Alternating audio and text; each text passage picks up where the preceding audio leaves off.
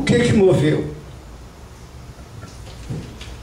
A necessidade de dar um olhar amoroso sobre a nossa literatura.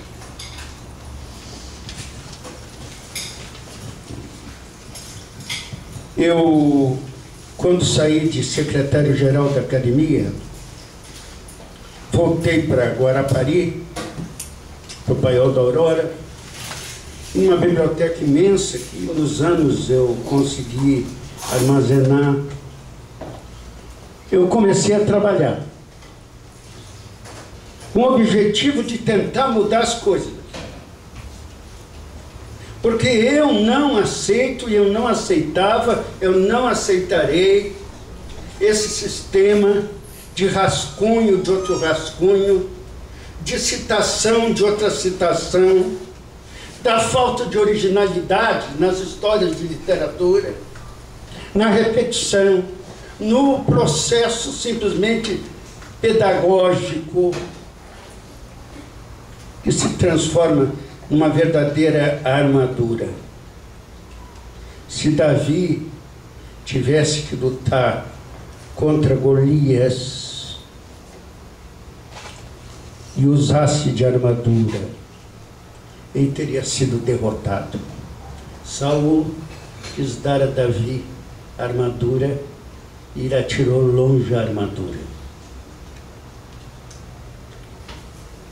Eu confesso a vocês que, de fato, a minha história da literatura deve ter incomodado alguns acadêmicos. O que eu vou fazer? Eu prefiro a minha consciência do que agradá-los. Eu sigo um esquema, uma direção, que era de Tristão de Ataíde, que eu entre na academia, mas a academia não entra na minha vida. E isso eu repito sempre, para não ficar muito embalado com imortalidade. Porque imortalidade mesmo é a língua, a palavra, é o povo. Então, a minha resposta é essa. Eu senti necessidade de criar um espaço crítico para os contemporâneos, que não aparece praticamente em nada, que são escamoteados. Mesmo autores como autores que são famosos, eles só falam daqueles que foram seus companheiros de geração.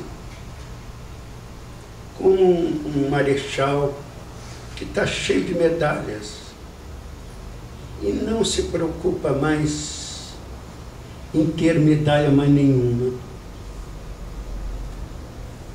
Um deles é Antônio Cândido, grande crítico, mas que ficou apenas Guimarães Rosa, Oso de Andrade.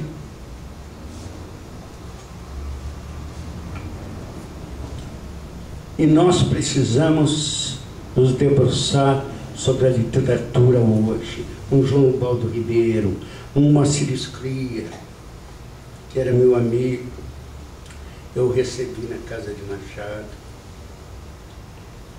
Nérida Pinhon,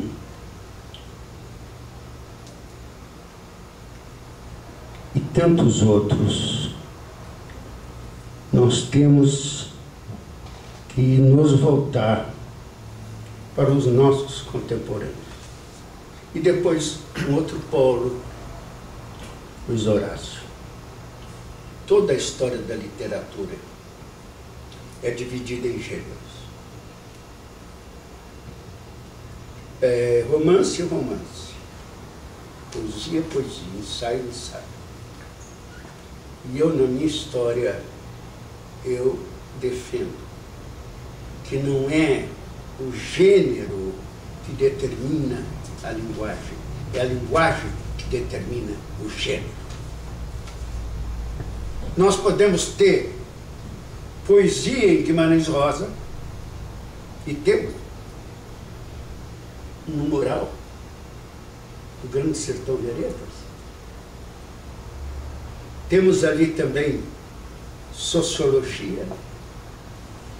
Há um autor alemão que descobriu em Guimarães Rosa toda uma vertente sociológica que vai de Euclides da Cunha até os autores mais contemporâneos no que tange a sociologia do Brasil.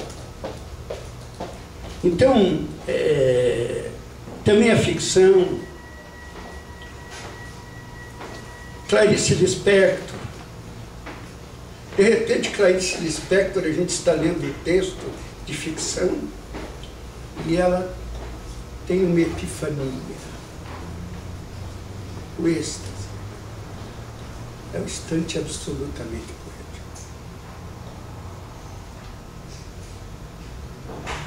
Enquanto Guimarães Rosa caminha para o cosmos, Clarice caminha para um grande silêncio. Então, eu senti necessidade, Luiz, de fazer esse trabalho. É um trabalho, confesso a vocês, que, como disse um amigo, é um trabalho de doido. Por quê? Porque eu não trabalhei em equipe. Eu fui, como diria meu amigo, eu até me emociono de lembrá-lo, Luiz Clear, eu fui o exército de um homem só.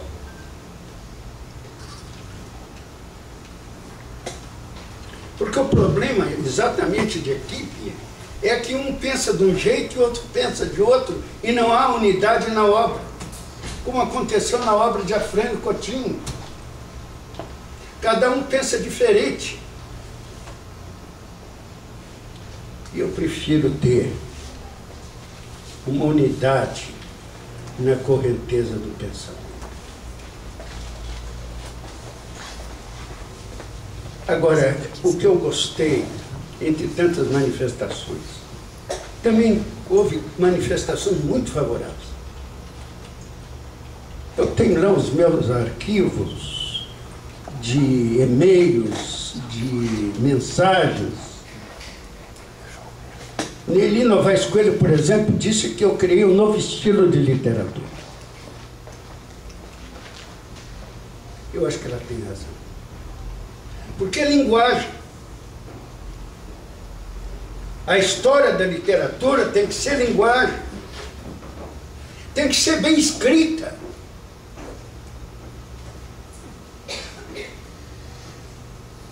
Não tem que ter apenas o sentido didático.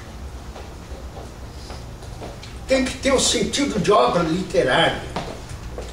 Eu acho que isso é uma inovação.